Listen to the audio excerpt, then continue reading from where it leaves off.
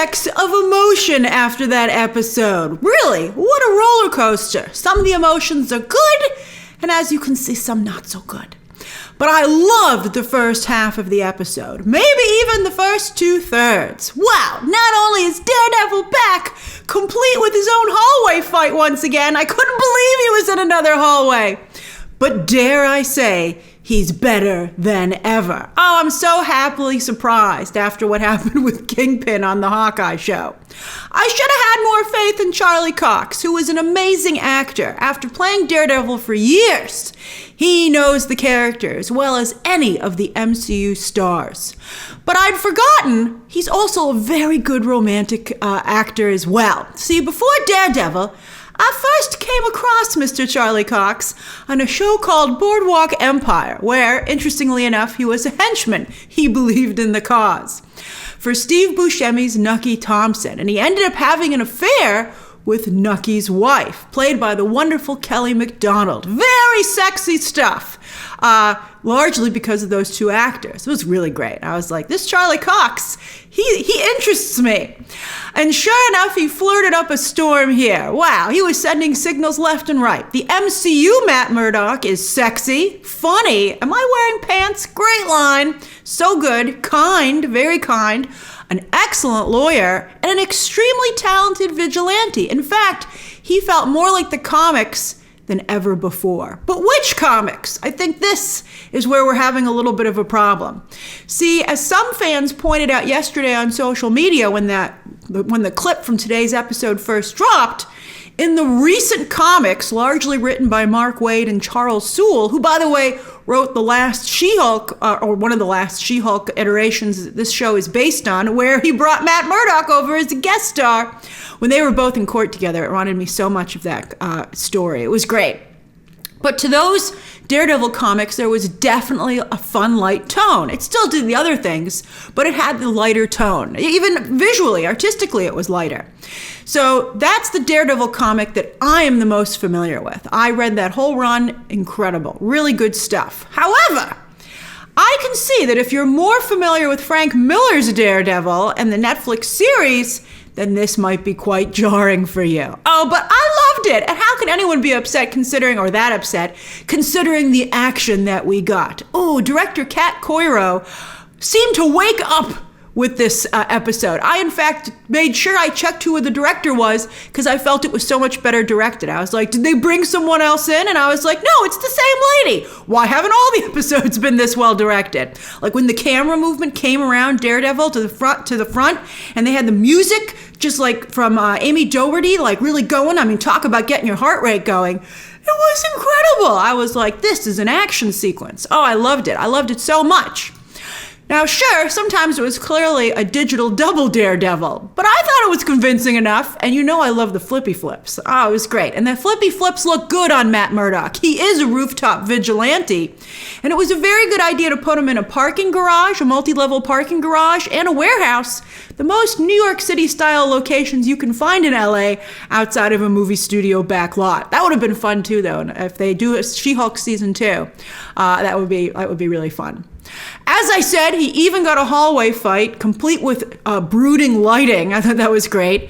And the Billy Club. Oh my God. Now, of course he used a Billy Club on the Netflix show, but I don't recall him having the grappling hook action. Oh, the comic book fan in me just squealed with delight. Oh, so great. It was incredible. I was like, is he going to swing from that thing on his show? Ha! His show can't get here fast enough now. Wow. And Echo, where he's going to make an appearance. Probably comparable, maybe more than one episode on that show. But, you know, he's going to have a comparable, kind of like a background appearance, getting ready for his own series. Why does it have to take so long? As I recently tweeted, they're just casting now, getting ready to film in the new year. And it's going to take most of 2023 to film it. So maybe they'll start editing while they film, because does that mean we don't get it until 2024? That makes me sad, especially because it's so good. And if they can just fix Vincent D'Onofrio's Kingpin, who's still ridiculous, I'm not going to forgive that. But then we'll be cooking with gas, not jet fuel. We'll talk about Leapfrog. Oh, so bad. But first, yes, Matt Murdock in the comics, even the Frank Miller ones, particularly the Frank Miller ones, Matt Murdock gets around. Even on his Netflix show, he had a healthy sex life. But then why does a Disney Plus show feel the dirtiest. I wonder, did you watch this with children or a family member? Because this is Disney Plus, and I was like, this is dirty stuff, and not like in a good way. Now, walk of shame aside, which I actually did think was funny, particularly the way Charlie Cox pulled it off, that was no walk of shame. He was feeling the grass between his toes. I didn't think, actually, that's maybe why it didn't bother me. I didn't feel it was a walk of shame. He was going home. He had a great night, and he was just enjoying life. I loved it. But I was horrified that they actually slept together. I mean, yesterday, when that clip dropped, one of you tweeted me and was like, is it true that they have sex, Grace? And I didn't even look into it because I was like, there's no way they have sex. That would be horrible and ridiculous. I'm sure they know better than that. But of course they didn't. Oh my goodness. Now, I get that the show couldn't have him stick around for the gala because of what they had planned, and she couldn't have any backup. I also get that She-Hulk is a sexy character in the comics, not immune to one-night stands. And quite frankly, in the comics, neither is Daredevil. He gets around, he has one-night stands. But here, it seemed very, very wrong, at least to me. It seemed really wrong. And I pondered why that was. And here's what I came up with. And I'm very curious, maybe you loved it. I don't know. I would think most people would be appalled. But I'm curious to what your thoughts are on it. Share them down below, and here's what I came up with. So Jen clearly has no respect for herself, and as a result, she's lost my respect. She feels she has no value as a lawyer, as a superhero, or as a love interest, and we saw all of that on display in today's episode, but like in a pathetic way, so I couldn't really feel it. I felt a little bad. We'll talk about the end of the episode. I thought that was very well done.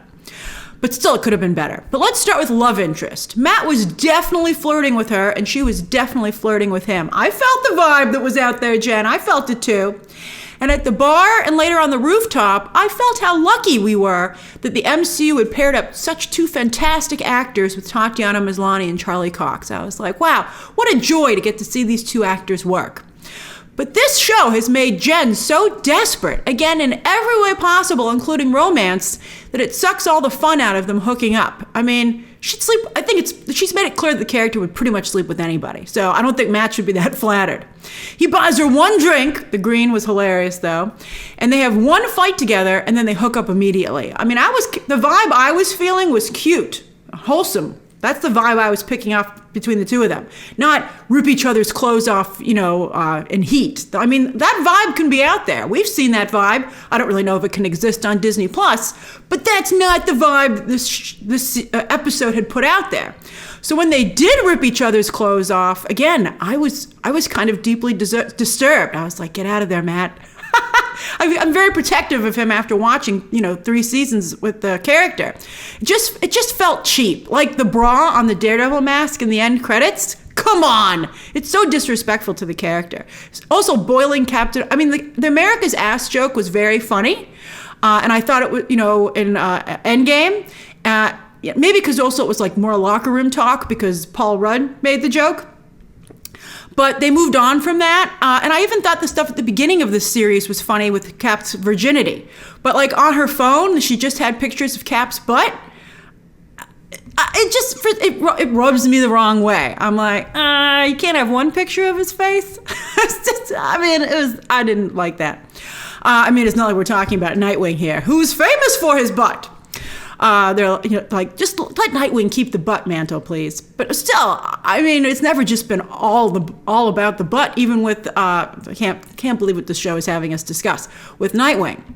But then, so we know that this Jen's not above cheap behavior, unfortunately. But I gotta tell ya, I thought that this Matt Murdock was.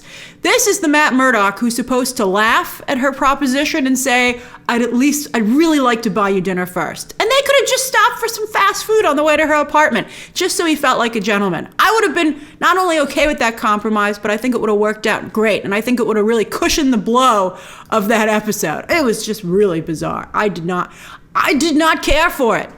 So before I complain more about how incompetent Jen is, first let's talk, and I guess you might be like, why does this bother you so much, Grace? Well, this is supposed to be representation of women.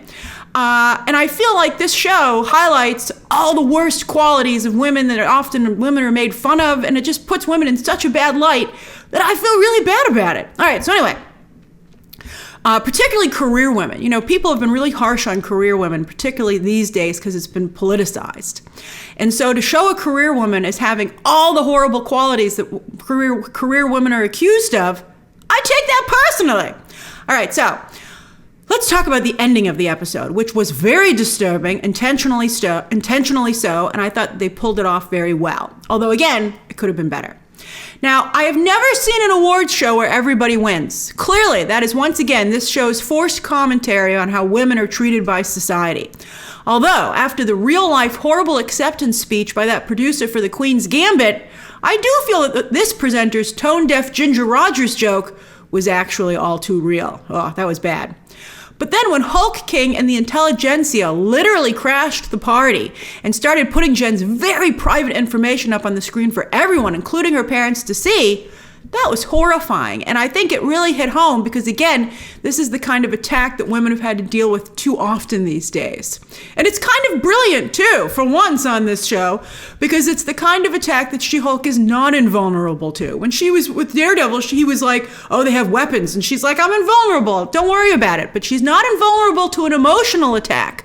And so I think that was great because it reminds us that, yes, once again, she might be a superhero, but she's also a woman as well. And it's unfortunate the show framed that in a way that seems to be trying to take away the pain of other groups, but it shouldn't be perceived that way. I think, everybody carries baggage with them, as the Wonder Woman movie pointed out quite nicely when it says everybody's fighting their battles. But anyway, I was also, when that video footage of her hooking up with someone started to play, I was like, tell me that's not Matt Murdock. Oh my God, as if this couldn't get worse for him. I was also getting pretty upset that nobody ever helps Jen, not even in the slightest. Why didn't someone turn off the video wall? I think Jen was right to smash, and I know Mallory was like, don't do it. I was like, it's unfortunate that brought the whole building. It didn't really bring the whole building down. Everyone was just being a baby. But she should have at least, pulled the wall down. And then when she was apprehending a masked man running from the scene of an attack against her, why didn't the police detain him as well instead of letting him run away? I can understand why they needed to detain her, but why didn't they detain both of them? Yeah, it's unfortunately true that sometimes the police do make horrible mistakes like that, really unfair ones, but this show makes it seem like, once again, it's always just a slight against women. And, it didn't make a commentary about police work. Jen didn't say, what the heck? Stop that guy. He attacked me. I'm pretty sure that was Todd, by the way. I was like, just pull the mask off. Just pull the mask off. You're invulnerable. Let him shoot you with whatever that laser is. Also, why doesn't Holloway ever have Jen's back? He never supports her, even down to not letting her know that this was an award where everyone wins. Mallory Book was up for it and she wasn't surprised. Why does Jen have to just get blindsided again and again and again? And she doesn't stop it from happening. She's doing nothing to stop it from happening. And after all of her posturing in the first episode, I feel like calling up Bruce and being like, she's full of shit, Bruce. Don't let her make you feel bad. And if this show had better writing, we would have seen all this tension building in Jen week to week. So then when she finally hulks out and that tension explodes, we would have been right there with her. I loved the shot of just her eye. I was like, that's so great. And she was so angry. But the show made it seem like she was just a hysterical woman instead of legitimately angry. It would have fit perfectly with that episode 1 speech about women, and to be fair, many groups having to just push all that anger down. And that's really unhealthy and destructive. And especially when you're a Hulk. But week to week, Jen has not been portrayed as someone who is upset that she constantly is made to look careless and inept. She is portrayed as someone who is careless and inept. And it's really frustrating. Oh my God, it's so frustrating. It's like her friend and paralegal is like her Jiminy Cricket, and she's just could do nothing without her. All right, let's talk about Jen the lawyer and now superhero. Oh, she looked so good, though, this episode. She looked fantastic in both. She looked great as a lawyer. That suit was fantastic. I love the blouse. I think I actually own a blouse like that, or used to. And I loved the way she looked in her superhero suit. That Jacobson, he does really great work. I was like, wow. Now, as a lawyer, though, while Matt Murdock, again, is a very good and experienced lawyer, although, again, the first episode was supposed to set up that Jen was a very good lawyer, she didn't have to make it that easy for Murdock to humiliate her in court. But the show has admitted that they don't know how to write courtroom scenes. How about just scenes of personal dignity? So, because how did Jen not know that her client misused the suit by using jet fuel, which caused the fire? That wasn't even an unusual or obscure misuse. Why wouldn't she say, what caused the fire? What is the boot run on? Is that what they told you to use?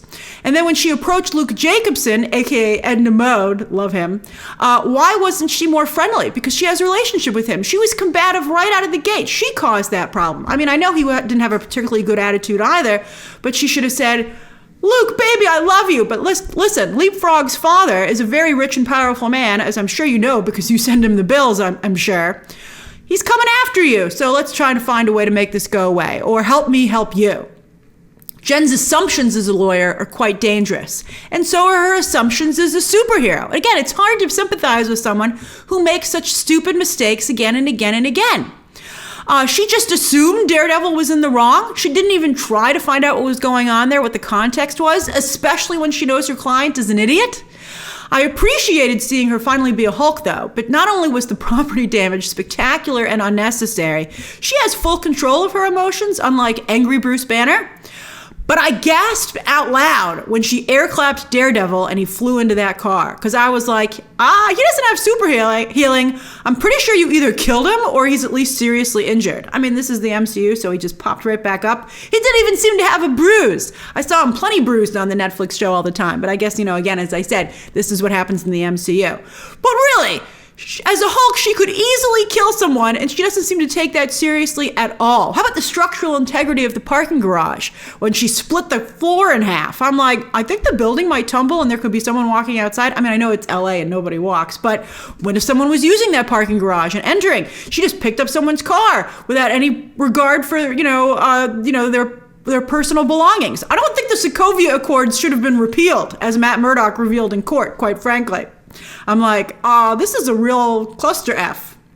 The lily pad sequence was fun, although didn't it look like a low-rent version of Poison Ivy's lair from Batman and Robin? And the joke about calling the goons, because they did not care about the cause, calling them tadpoles, and that guy being like, do you not know what a baby frog is? That was pretty funny stuff. I liked that. I thought that was very well done. And again, I liked seeing She-Hulk not only be a Hulk, but acting like a weapon of mass destruction, aka a deterrent to stop fights before they start or go too far, reminding people that, hey, do you really want to fight a Hulk? I thought that was very good.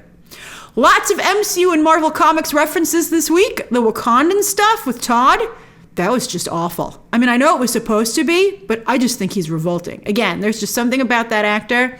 I just can't stand him. I just really can't stand him. And in 2025, when this show is supposed to take place because of the blip, they fast forwarded in time, Jen should be able to report him at work for sexual harassment. That is just not okay. I don't think she needs to make too big a deal of it at this point, but she just needs to let Holloway know, although Holloway never has her back, and be like, I'm having a real problem with this client. I cannot interact with them. Because she could sue GLK and H for harassment, quite frankly, if they don't help her out. And when the episode didn't end, although, wow, I did not need that satisfying sex joke. I was like, make it stop. But when Jen wondered what might be happening, she mentioned a Red Hulk and fridging. Now, of course, I've been telling you for months now that the Red Hulk is coming to the MCU. And while he probably won't appear on this show, as I recently told you, the events of this show will allow for his creation for Captain America: New World Order. Oh, it's going to be great. I'm so excited about that movie. And fridging, if you're not familiar with the term, and you should be, so that's why I'm going to go over it, it's a well-known comics term coined after Green Lantern Kyle Rayner's girlfriend was brutally murdered and stuffed in a fridge for him to discover. A turning point where the industry began to call out the bad habit of brutally and gruesomely killing love interests, usually women, to give the male main characters a devastating emotional storyline to go through. They're like, oh, wouldn't this be great for the male character? And torturing the love interest in such a way that it was almost like torture porn. Really bad stuff. But since this is She-Hulk's own show, I did like when she said previously on my show. That was funny.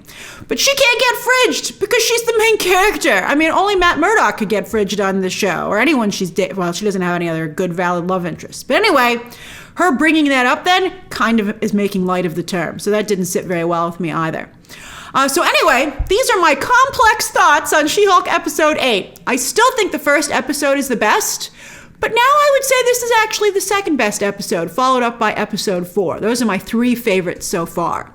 I am very curious to see what happens in next week's finale, so the show's got that going for it, and I reserve judgment on the season as a whole until we see that final episode.